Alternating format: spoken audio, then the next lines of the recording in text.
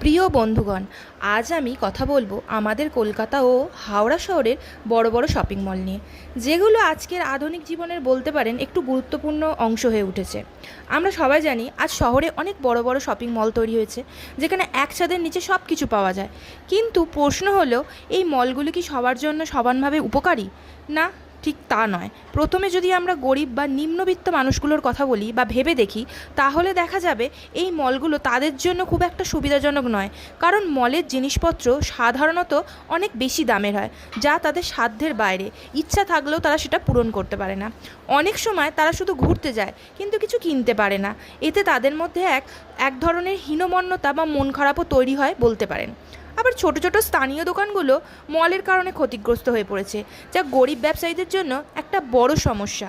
অন্যদিকে ধনী বা মধ্যবিত্ত উচ্চ শ্রেণীর মানুষের জন্য এই মলগুলো অনেকটাই সুবিধাজনক, কারণ তারা আরামে, নিরাপদে, একটা সুন্দর পরিবেশে একসঙ্গে অনেক ব্র্যান্ডের জিনিস কিনতে পারে।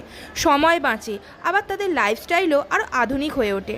পরিবার বা বন্ধুদের সাথে সময় কাটানোর জন্য মল একটি ভালো জায়গা হয়ে দাঁড়িয়েছে। তবে সব কিছুরই ভালো ও খারাপ দিক আছে।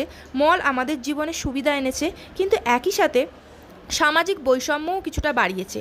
আমি একটা কথাই বলতে চাই, আমাদের উচিত এমন একটি সমাজ তৈরি করা যেখানে উন্নয়ন সবার জন্য সমান সুযোগ নিয়ে আসে, শুধু ধনীদের জন্য নয়, গরিবদের জন্য ভাবতে হবে।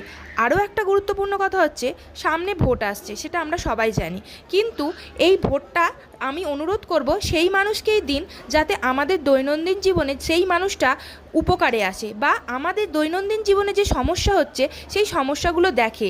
আমরা নিম্নবিত্ত মানুষ যারা আছি বা মধ্যবিত্ত মানুষ যারা আছি, যে ধরনের অসুবিধার কারণ হয়ে দাঁড়ায় যে কোনো জিনিসের জন্যে, সেই জিনিসটা যেন সেই মানুষটি দেখেন। তাই একটাই কথা বলবো আমি, যে না, সব কিছু দেখে শুনে বিবেচনা করে দিন, এটা ঠিক আছে।